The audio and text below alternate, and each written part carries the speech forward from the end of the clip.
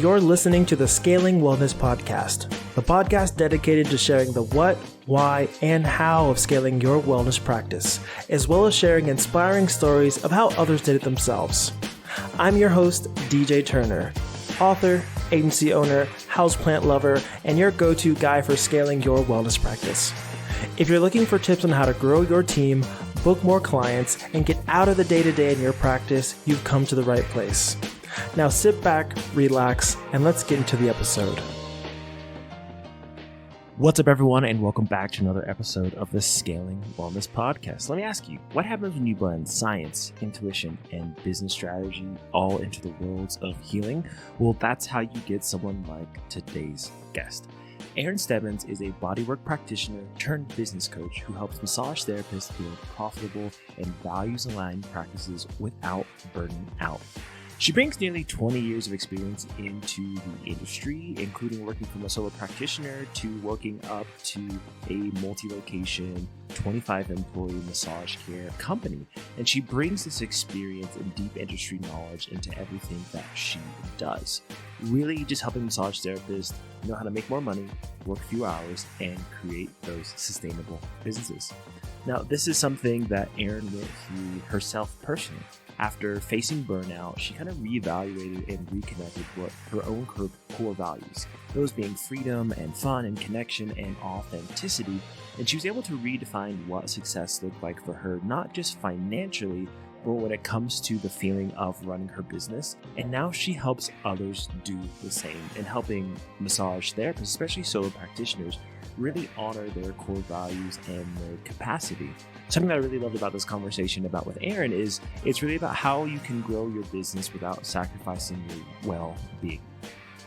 So in today's episode, Erin's going to break down her journey from being a rebellious creative teenager to a seasoned business owner and now into a coach. We talk about the messy beginnings of her business, that experience of purchasing a 25-employee company, and the hard lessons that she's learned along the way. But we get even more into it. Some of the mindset shifts that are going to be necessary for you to be a successful massage business owner, the systems that help you free up your mental bandwidth, and why scaling doesn't necessarily always mean more compared to more aligned.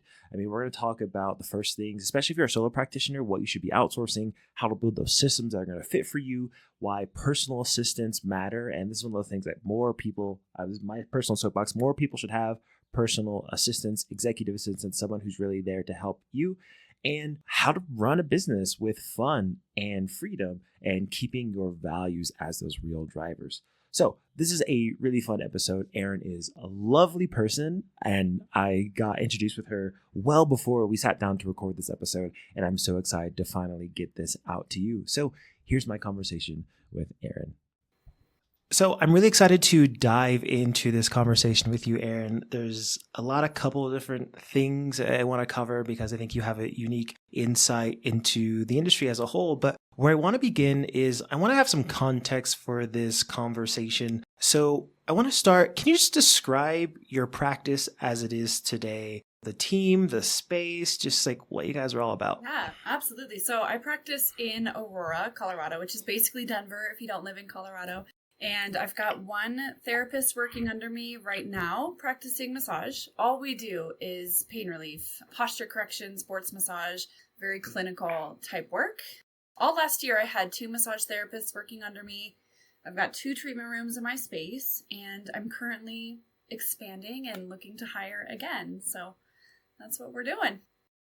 Oh, that's super exciting. So we're going to get into this conversation as you are also a coach for massage therapists. And I love that you get to provide insight both into like, hey, what are you doing kind of at this other level where you have employees and you have people underneath you, but also for those people who are listening who are in that solo practice journey, I know you've got some great insight and advice for them. One of the things that I do want to ask is, do you consider yourself a massage therapist or an entrepreneur first, and why? I actually love that question because I've always felt and I've always told people like I am a business owner, number one, and then a massage therapist second. And I think that has guided a lot of my decisions in building my practice. And even as I've kind of become more of a mentor and a coach for other therapists. But I think that's the mentality that's really gotten me to where I am today, is as a business owner, entrepreneur first, and then massage therapist. So I love that. And I want to rewind the clock back. I'm curious, if we were to look back at, let's think maybe this teenager, 13 to 15-year-old Erin, who were you and what were you like at that time? Well, I was kind of a mess, if I'm honest, but who wasn't really at that age? So I was terrible in school. And I think that was part of the entrepreneur side of me trying to like come through, but not a rule follower, really just an artist, to be honest, super creative. But I was really, really bad in school. I didn't function well with a whole lot of limitation. You know, I felt like this freedom was really, really important to me before I even knew why or like what that was. But I knew what I wanted to do really early on. And so that was super helpful. And I kind of got along with everybody, which I feel like is kind of stuck with me for sure. But I feel like I can connect with almost anyone. And so what was it that led you into massage and wellness to begin with? I believe this was first in 2001. 2011, yeah. I mean, if we like really okay, wind it back, I've been getting massage since I was 8 years old. So maybe that's what you're referring to. Not quite. That doesn't map correctly. Yeah, the math doesn't make sense there. So in 2001, what was that thing? So like what got you in? Because, you know, one of the things I had seen is I do my research, which is a really fancy podcaster way of saying I creep on people. And so, you know, one of the things I was looking at, I had seen, you know, I could see in your Facebook, you being interested in the arts, being interested in music, drawing also as well, and a lot of artistic things. What took you from this path to saying, hey, let me check out massage, let me check out wellness? What was that for you? Yeah, so I think being creative is just sort of ingrained in who I am and how my brain works. But my mom, she has been getting me massage since I was a little kid. So it's always been part of my life, which I'm really, really grateful for. So when I was in junior year of high school, we had like these announcements that were up on the TV, and they were all with like the theater tech team, and they were in school announcements. It glitched out one day and it flipped over to regular cable TV, which happened to be an advertisement, like a commercial for a massage school. And it turned out to be not a great massage school, but I just remember seeing it and feeling this visceral, full body reaction. I was like, this is what I need to be doing. And it felt like a calling, and everything else after that just sort of fell into place. Now, as a massage therapist, we'll kind of skip a little bit of time, but you went into business for yourself. What did that first year of business look like for you? It was messy, man. It was messy. But luckily I was really young. I was 19. So I was able to just make a whole bunch of mistakes real fast, real hard, and just like play and kind of see what worked. And I am just as tenacious then as I am now. And so I tried everything, especially as far as marketing. I mean, I was talking to neighbors. I was canvassing the neighborhood. I was doing direct mail flyers. I was doing chair massage, like you name it. And one big thing that I did do was chair massage in Whole Foods. And then many years later, I ended up purchasing that company with 25 employees working under me in 2 locations. So yeah, it was a lot. Yeah, you've definitely seen, you know, the industry in different ways. I think your business has taken different shapes and forms. I'm really curious, were there any mistakes that you made, especially, let's say, in that first year, something that maybe even set you up for a later success because you made that mistake? That's a great question. I think one big mistake I made, which was necessary, right? Like, I think those are very valuable, but I don't want anybody else to make this mistake, is that I didn't really track what was working, right? I probably could have saved myself a metric shit ton of time and money and resources if I had just paid attention to what was actually working and defined what working meant to me, right? Because I was just kind of throwing spaghetti at the wall, and like, turns out a lot of stuff works, but it took me so long to get there, and it took so much of my bandwidth and my resources to kind of suss that out. And at the end of the day, I didn't even have a clear plan of where I wanted to go. So I didn't have those metrics, and I wasn't tracking. So it was just kind of like, it was absolute chaos. So tracking, and then I would say even creating a values-based goal, right? Like, what is really, really important? How can my business support me to get there? And at 19, that wasn't going to happen, but that's what I would do differently.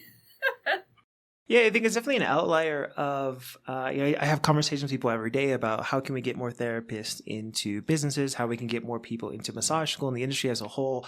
And more people are that second career sometime later in life compared to something that's like right out of high school, right out of trade school or massage program to go into it. So I find that really, really interesting. You mentioned having those value-based goals. When you think back to being 19, starting and having your own business, what were you looking for? I think there's no like one correct thing in terms of running a business or like how to have your life, but you mentioned these value-based goals. So when we think back to then, was it money? Was it a certain lifestyle? What was the thing that said, okay, this is what I'm working towards? Yeah. Yeah. So I didn't really know it in words at the time. But now, especially as I've been doing some really intentional entrepreneurship, so to speak, it was freedom all along. It was freedom and fun. And that has never changed. That's an integral part of who I am. So whether I knew it or not, that's what was driving my choices, because I knew I didn't want to be beholden to somebody else's schedule, to somebody else's glass ceiling, to somebody else's expectations. That was my very messy, haphazard way of creating that and facilitating a life and an experience where I didn't have to compromise any of it. And that's why I do what I do, is to help people do the same for themselves. I love that. And I love that it's something that you continue to do and kind of pass the torch down to other therapists. One of the things I wanted to go back to, you mentioned about, so you started your business and then at some point buying into the place you were working, multiple locations, tons of employees. What is the story behind that? How did that come about? And what was that experience like? Oh man, how much time do we have, Daryl? Give me the clip notes. So it was like right after graduation. So like probably late 2011, I started doing chair massage for two different companies that basically do the same thing here in Colorado. They had contracts with Whole Foods. So we were doing chair massage for $1 a minute in these grocery stores. And it was incredible. They gave us freedom to promote our own practice. And it was the number one way that I personally grew my business. So I was working several shifts. It was 2 people per day, about 4-hour shifts. And we were open every single day, $1 a minute. Super clean business model, great relationship and contract with Whole Foods. And then much later on, I did tell the woman, actually, the owner, I was like, my audacious 20-year-old self, I was like, I'm going to own this place one day, which in retrospect was a bit much, but it came true. It happened. So in 2018, this other woman who ran the other one said that she was retiring, and she's like, nobody else really wants to step up and purchase this. And, I talked to all of my people, all of my trusted people, my mentors, my parents, and it was the thing to do. There was no other, it felt like the most organic option. So I ran that. It was South Glen and Tamarack Whole Foods, 2 different locations, 25 employees. And it was great for a while. Lots of learning curves for sure, because working for yourself is not the same as managing 25 people across 2 locations. So that learning curve was steep. And then COVID happened and kind of put the kibosh on all my fun, all of our fun. So that was the beginning and the end of that. That's how that came about. Oh, really interesting. It's unfortunate to see how COVID came in. I think a common story of, talking to people, what did their pre-COVID version versus kind of their post-COVID business look like? People went through those changes. So I am curious, you've had the experience. So, you have the space now with multiple treatment rooms. You've had before with tons of employees. One of the things I want to ask for kind of my audience is, so you've had this experience of having to manage between a few people and lots of people. A big theme on this show is this idea of scale and just how to run a group practice. What are those things, those systems, those tools, the people, the stuff that you need when you've got other people underneath you that you just don't need when you're by yourself? What do you find to be most important, most useful to you? Absolutely. And I think it's different for every practice and every stage of everybody's practice. And it goes way beyond just your online booking software and your website and your laundry system, which I harp on people about all the time. That's huge for sort of the nuts and bolts basics. But honestly, it's my personal systems that are the absolute game changer in my practice, which sounds a little weird, but it's because I'm able to free up so much time, not only in my business, I'm not babysitting my practice all the time, but I'm not babysitting my chores and my errands every single day in my personal life. So my receptionist is huge, but also people like my personal assistant. She is incredible, and she takes off so much from my plate, and it opens up a lot of space for me to be creative and effectively problem solve in both my businesses. And that's huge. So I don't want anybody listening to this overlooking the idea that you should be delegating stuff out personally as well, not just, in your business. So hope that answers your question. I want to get a little deeper into your personal assistant. I know for myself, some of the things that I have is, so for people who've been listening for a long time, they know I've been traveling outside the US for, I think I'm on year 8 or something like that. One of the reasons, with the exception of when I lived in Switzerland, is most of the world is a lot more affordable when you're earning in dollars. And that allows me to, I think at the peak of like every service I had, I don't have them all now, the house cleaner daily, someone who came and picked up and dropped off the laundry every week, and then a meal service delivered fresh. We did it like 3 times a week or something like that. And those things, it's like I can also outsource some of my personal life that gives me so much more time and energy for my business. But then within my business, I kind of have this catch-all virtual assistant who I kind of put her around different tasks as I need to. She edits my podcast. Shout out to Helen. Thank you for editing this audio. She manages some of the emails for me, some communications. She does research on people for me, all these different things. What does that look like for you? What is your assistant doing for you? And I want to get deep into what do they do for you? How do you communicate? And how do you find them? Yeah. Really good questions. I'm going to answer those in reverse. Right? So I found her, she's actually a really, really good friend of mine. So it also feels great to pay her. So we had been connected for a really long time, and she was looking for like some side gig work, like something super easy peasy. And I was looking for someone to delegate some stuff out to. And the way we communicate has been a kind of a roller coaster. And that's something I think is really important to address in general with these types of working relationships. Because it can be really tricky, and God forbid if there's any sort of miscommunication or, an expectation that wasn't made to be clear, and this really goes for any system that involves another human, someone's going to be upset. Someone's not going to be happy. You're not going to feel happy paying them, and it's just going to be super messy. So now she's been working for me for over 10 years, I think. So we actually have like this laminated checklist, and we just use like an expo marker. It is so basic, and this is just for my personal assistant. But we can add things to it. She checks stuff off. She writes how much I owe her right on there. Done. Super clean. She knows exactly how I like everything to be done. And she comes by once a week. So it's pretty great. There was another question you had in there. Oh, and so you've got this checklist. So what are the things that she does? What falls under that scope for personal assistant for you? So much. Basically, and this is my motto, both for myself, but also for anybody, really anyone. Especially entrepreneurs. If you don't like it and it's not making you money, you should not be doing it, in my opinion. If it's not fun or it's not earning you income, what are you doing? So, there's so much in my house that fits under that umbrella. A lot of cleaning the bathrooms, getting the groceries used to be on there, meal prepping used to be on there, cleaning my floors, cleaning the countertops, emptying the dishwasher, picking up my mail because I tend to forget that. It just goes on and on. It's like everything in my house. She'll remind me if there's like home maintenance stuff that needs to be done. She just like takes that part of my brain and just like makes it happen with her magic. So she does a lot. I love how you've kind of applied this, I'm going to call it systems thinking to your life. I'm not saying how can I just do this in my business, but what are the other areas in my life? I want to use this as a segue to get into the solo practitioner. This is a kind of person I spent years working with solo practitioners. And then for me, I found that I love working with people with teams. And I've kind of transitioned out. If you're still a solo practitioner, you find this episode, you can go back like the first maybe 100 episodes of my podcast are dedicated towards you guys. And then I've kind of moved on. What's best fit for me? So I want to talk about the systems. That's clear how you've applied them for you, but I want to look at a solo practice.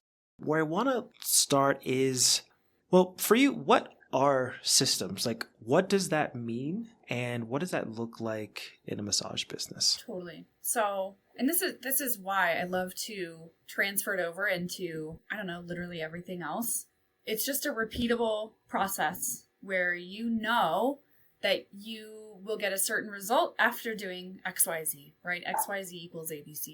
Every single time. It's this beautiful, repeatable, step-by-step process that allows you to get a consistent result. And that's why we like it, because it can free up time, it can free up mental bandwidth, it can free up a lot of your resources.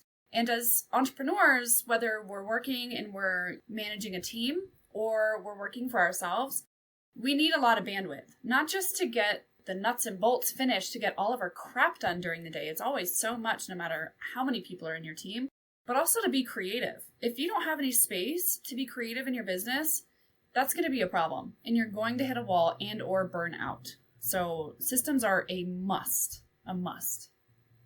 What do you recommend someone start when, in terms of, I need to have systems in my business? One of the ways I look at it is your systems make sure that everyone is doing the right thing all the time, 100% of the way. Like, everything is happening the way it's supposed to.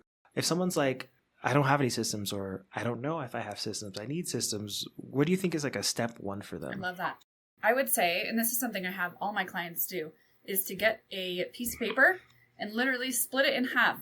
Stuff I hate to do, maybe 3 columns. Let's do 3 columns. Stuff I hate to do, like I really don't like it, stuff that doesn't make me money, and stuff I'm bad at, right? Anything in those categories, you can delegate out, or you can automate it, or you can just not do it. That's an option too. That's what I would recommend doing, because most of us are not clear about where to start with this. And then, we see other practitioners or teams and we're like, oh man, like they got it going on. They got all these systems and processes, and that just seems like it would be so complicated. It would be so stressful. It's way too much to set up. And it's like, hang on, you don't even know where you need to start. What do you hate to do? What isn't making you money? And what are you bad at? Let's start there. In your practice, so you've got your personal assistant, but when it comes to the business side, what were some of the first things that you started outsourcing or delegating or really focused on in your own systems process?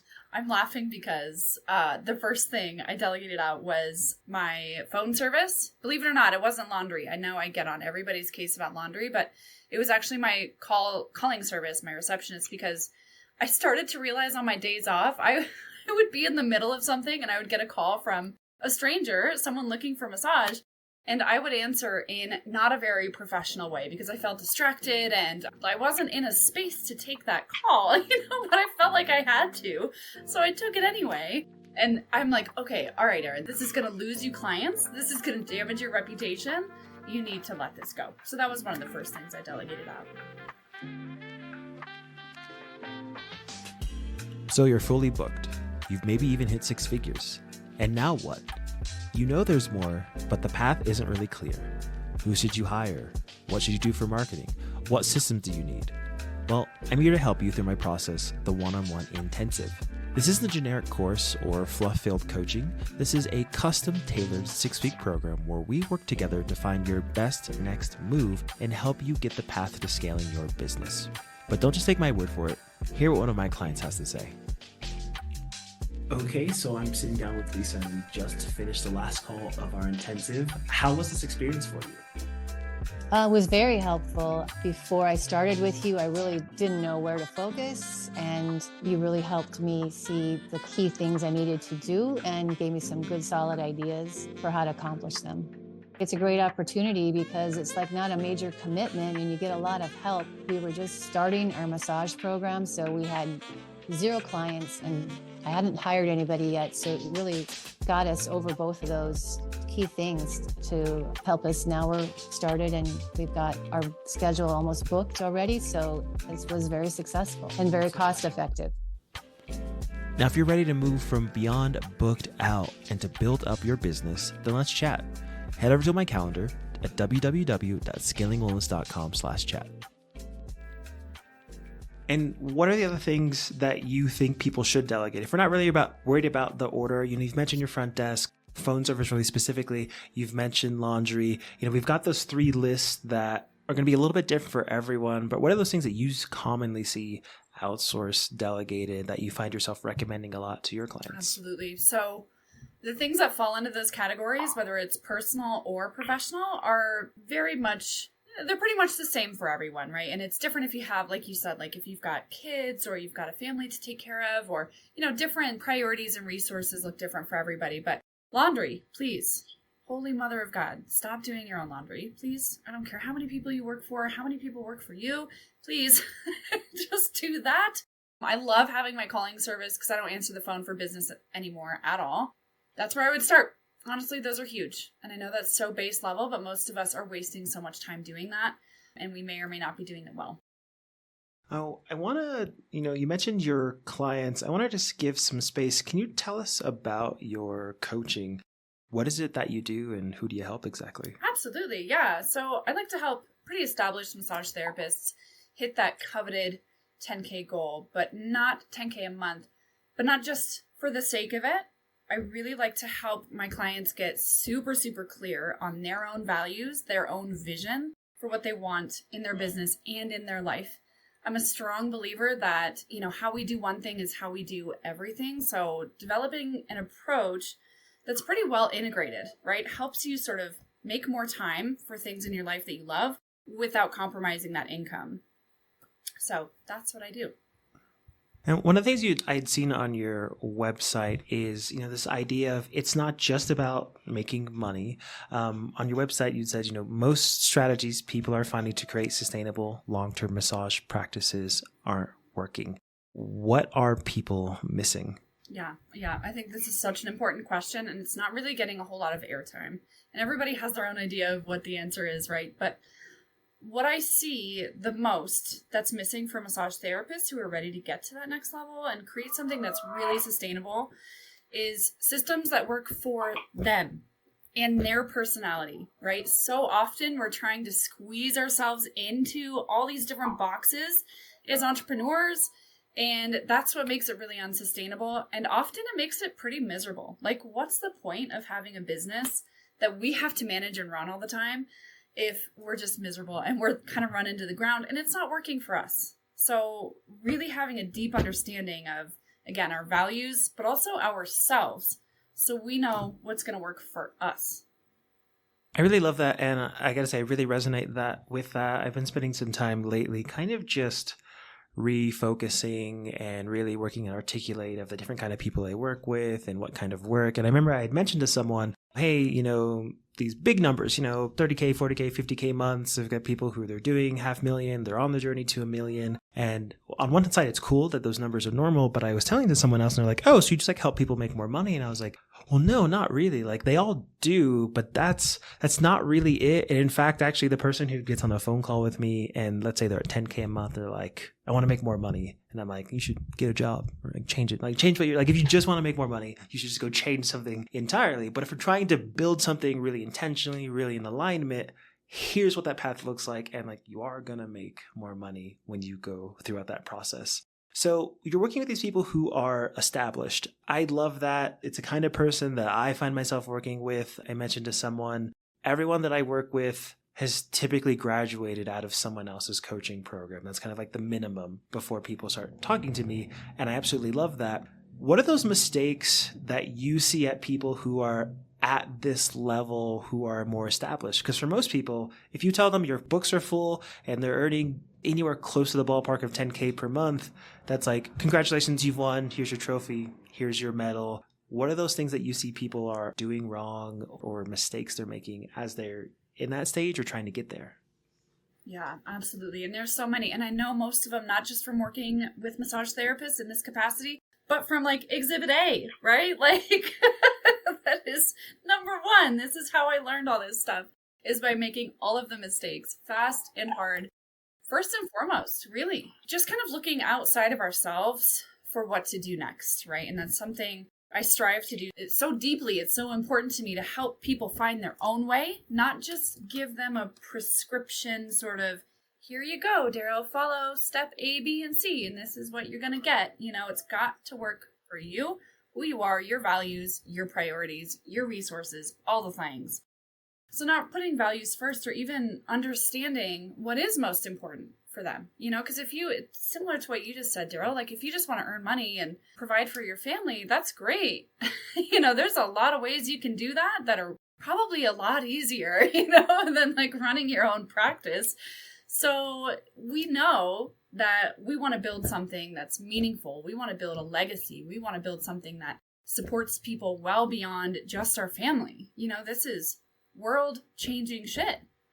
So we need to be able to put what's most important, what's really driving that first. That's the biggest mistake I see. And it sounds big, but really we are following our values no matter what. It's just a matter of defining them and getting really clear and making sure that what we're doing actually is aligned. Because most of the time, it's not. I want to ask, when was that aha moment for you of finding your values? And I'll ask this in this context of, as I've worked with businesses of different sizes, and this is either my clients directly, or this is like I've changed my network of how people view business and like the size of business. It's not to say that more money is better or worse, but $1,000 business, $100,000 and $1 million are very different businesses regardless of what they do. I think really early on for a lot of people, especially if we're looking at massage and practitioners, it's like, I'm working on a franchise, hours suck and pay sucks. And the kind of version 1.0 of entrepreneurship is like, go make money. And then so we kind of chase whatever that thing is that makes money. And then some people, they never get past that. And not really in a bad way. They're just like, I need X thousand per month. I have it done. I don't need to think about this anymore. When did you have this realization, this aha of, hey, these values things are important? Or was it something that was always in you? I think it was always there, like this knowledge of like these values, because we are following them all the time. Like everything we do is sort of driven by this. It's just a matter of how much spotlight they get. So the more aware of them we are, which is really for me that's been the journey, that's been the process, then we can start to make decisions that are more aligned with that, right? If we're constantly taking advice from, I don't know, Facebook groups all over the place, if we're taking it from books and magazines and all over, and it's everybody else's advice, it's really hard to just like settle in and understand what's most important to us and then make decisions based off of that. So that has been a journey, and it's never really over. You know, every year I take a look at my values. They very rarely change, but how I honor them and how I'm building my business and my legacy based off of them does change. So that's been an interesting piece, and I don't think it's ever really over. I'm curious, what have those iterations look like? Whether that's been like the kind of business you run or the values have changed, but can you just walk us through some of those transformations and ahas and iterations you've had as you stop and check with yourself? Yeah. I think that's a great question. I mean, first, when I first started, I had always had my own private practice, but I was working just like we all do in the beginning. We have our own, we've got our own gig, but we also have a job. And the company I worked for went bankrupt, and I had to find my own. I was basically forced into just going full-time on my own. So that forced me to realize what was most important, right? I had to build my own schedule. I had to decide my own rates. I had to determine who I wanted to work with, and all of this was mostly just an experiment, a very messy experiment in the beginning.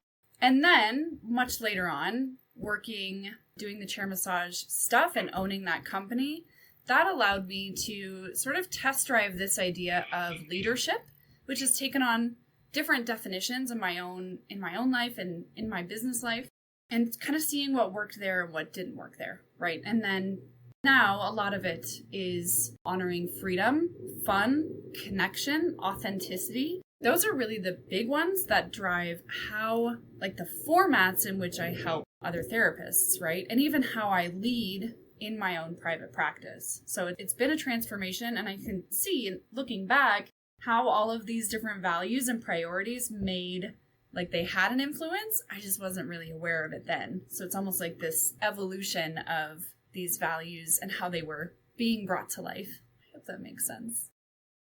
As you look at your own journey, then you think about the clients that you're working with, are there any spots that you think people, or you notice people tend to get stuck a lot, or something they're just not really getting? It takes a while for them to click as they're going through their own journey?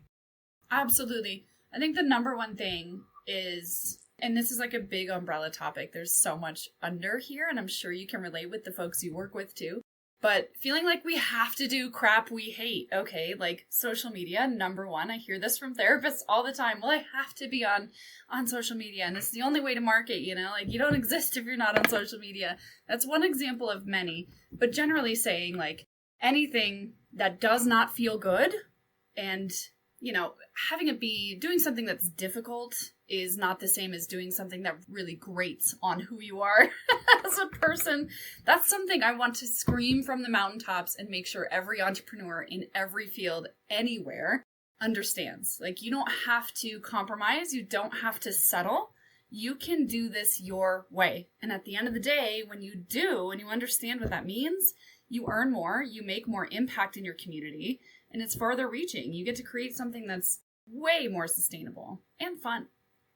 Now, you've seen so many different businesses. You've gone through changes yourself. I'm curious, how do you view, business and entrepreneurship differently now compared to, say, 5 or 10 years ago? That's a great question. I used to think there was something kind of formulaic, right? Where it was like, okay, pick up this business book and I'm going to read all of it. I'm going to binge it in a weekend. And then all this week, I'm just going to implement all the stuff. And then I'll be fully booked and I'll have all the free time in the world I want. It'll be good. I'll be set for life, And what I really wish I had realized then, but I understand that it's so important as far as the evolution and the process, is that it's a creative process. Like really understanding that it's kind of like a work of art, your business is. And there's no real tried and true formula. There's no prescriptive solution, but finding your own creative way through it and really learning what alignment feels like in that context is huge. That's something that will serve you forever. Now, you sit here today, what I would call a successful business owner. In fact, 2 businesses. There's no one version of success, but I think everyone who's on my show is successful in some way. When you think about yourself and your own journey, what do you think has made you succeed where others may have failed? It's a spicy question. This might be kind of a hot take, and I don't know if a lot of people are going to like it, but I'm just going to go for it. Honestly, tenacity and grit. Just not fucking quitting. Like, it is inherently extremely difficult. All of it. Even finding your own way back to like what alignment is and all these beautiful discussion of values and what's most important and honoring yourself. That's great. But if you don't have the grit and the tenacity to just keep going and to really not give up, it's going to be a very, very hard, emotionally exhausting journey. We had talked about on this, your business has taken different forms and shapes and sizes. I'm really curious for you, here on the Scaling Wellness podcast, one of the things that I try to do is show people what is possible, what kind of different versions of business are possible, and also expose them to the different mindsets that people might have. I'm really curious, when you hear the word scale, what does that mean to you? Yeah, so I think that's such an interesting question because there is definitely a concept that comes to mind for people when we say scale. And that's something that I challenged for myself over the past several years because I'm like, well, hang on.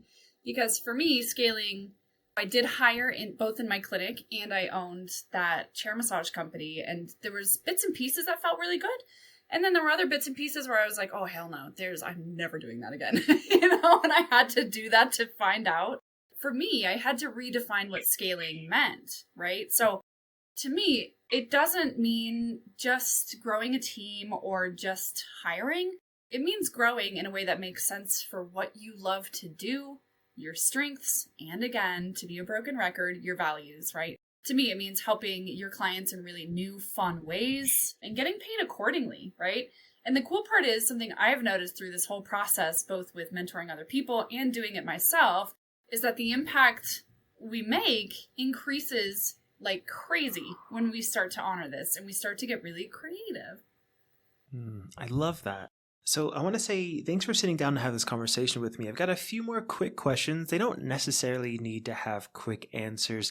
The first one, though, I am very curious. What is your current obsession, that thing that you cannot stop thinking about or you want to tell others about? Absolutely. I think it's having fun in business. So many of us think we have to do it a really specific way. And if it's not fun, it's not sustainable.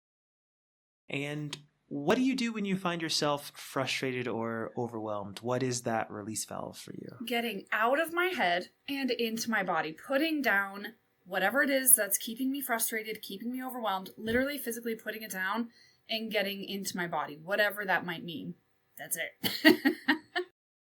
As you think about your journey, your life and your business, is there a favorite resource of yours? It could be a book, a podcast, a program, a person, whatever, something or someone that you found to be really helpful to you. Totally. I've never been without a mentor since I was 15, whether that's personally, like spiritually or business-wise. So all of my mentors, if that's a good answer, they've always been consistently my top resource. What, if any, advice do you see in the industry that you just totally disagree with? Another hot take. I would say being fully booked is like the be-all, end-all goal. That's advice I see all the time that I don't fully agree with. What's one specific thing someone can do, maybe that's as they're listening today or just in the near future, that's going to have a positive and measurable impact on their business? It's super hard to pick, but I would say start tracking. Start really paying attention to what's working and define what that means. Just define those milestones and those metrics so you can say, aha, this is working, right? And then you can ditch everything else and really start doubling down on what's effective for you and your business.